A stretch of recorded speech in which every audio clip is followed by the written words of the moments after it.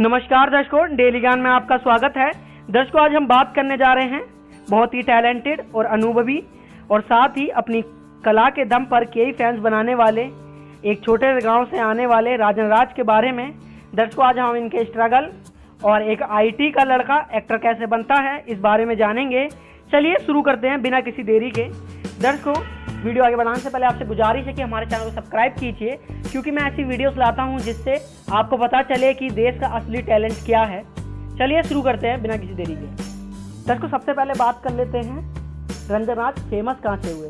रंजन राज TVF की Kota factory series से famous हुए थे। आपको बता दूं, कोटा फैक्ट्री में उन्होंने इतनी ज़बरदस्त एक्टिंग की थी कि उनके कई फैंस बन चुके थे। उनकी इतनी नेचुरल एक्टिंग को देखकर कई उनके दीवाने हो गए थे, आपको बता दूं। लेकिन उनका उस सीरीज में मुख्य किरदार नहीं था, जब भी लोगों की नज़र उन्हीं पे टिकी रहती थी। अगर आपने देखी होगी ये सीरीज तो आप समझ जाएंगे मैं क्या कहना चाह रहा हूँ। दर्शकों, आपको बता दूं, इस सीरीज में यानी कि कोटा सीरीज में आपने देखी हो तो आपको पता चलेगा इसमें आईटी के स्टूडेंटों को किस तरह का संघर्ष करना पड़ता है और उनकी लाइफस्टाइल किस तरह की होती है ये बताया गया है। साथ ही आपको बता दूं, रंजन राज भी एक आईटी के स्टूडेंट हैं। उनके जीवन में भी उनने पटना में कितना संघर्ष किया है और क्या क्या उनने सहा है, इस बारे में मैं आपको बताऊंगा। दर्शकों, लोगों का मानना यह है कि रंजन राज ने इतनी नेचुरल एक्टिंग इसलिए की है कोटा फैक्ट्री में क्योंकि वह भी एक आईआईटी के स्टूडेंट हैं और साथ ही उन्होंने अपना बहुत सा समय कोटा में भी बिताया है। इस वजह से उन्होंने कोटा का माहौल समझते हुए इस पूरी सीरीज में एक अच्छा किरदार निभाया है। आपको बता दें, रंजन राज भी आईआईटी के ड्रॉप आउट हैं। उन्होंने अपनी पढ़ाई छोड़ दी थी क्योंकि उन्हें एक्टिंग पर ध्यान देना था। दर्शकों, रंजन ने अपने करियर की शुरुआत शॉर्ट फिल्मों से और थिएटर से की थी। जाहिर सी बात है, एक्टर के लिए ये भी एक बहुत बड़ा चांस था कि उन्हें थिएटर में और शॉर्ट फिल्मों में काम करने का मौका मिल रहा है। लेकिन उनका चुनाव जब हुआ जब टीवीएफ ने अपने कलाकारों में से कई 6 लोगों को चुनना था, जिसमें उनका भी नाम था। आपको बता दें, उनकी छोटी छोटी आपने फिल्में देखी हो टीवीएफ की तो उसमें रंजन थे, उनके कोई आपने किरदार देखे होंगे। लेकिन उनको सबसे ज़्यादा फेम मिला कोटा फैक्ट्री से, जिसके बाद उनकी ये छोटी छोटी फिल्में भी देखी जाने लगीं। उन्होंने कई फिल्मों में भी काम किया है। उनका किरदार साइड प्ले एक्टर का रहा है, लेकिन आपको बता दें उनकी काबिलियत इतनी है कि वो किसी भी पिक्चर में एक बढ़िया भूमिका निभा सकते हैं।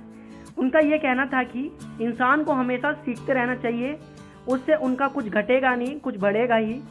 उनका मानना है कि मेरे करियर में सबसे ज़्यादा योगदान उनके आईआईटी वाले दोस्तों ने दिया है। उन्होंने कहा कि मेरे करियर में भले ही मैं आईआईटी नहीं कर पाया, लेकिन आईआईटी ने मेरे करियर में एक बहुत ही महत्वपूर्ण भूमिका निभाई है।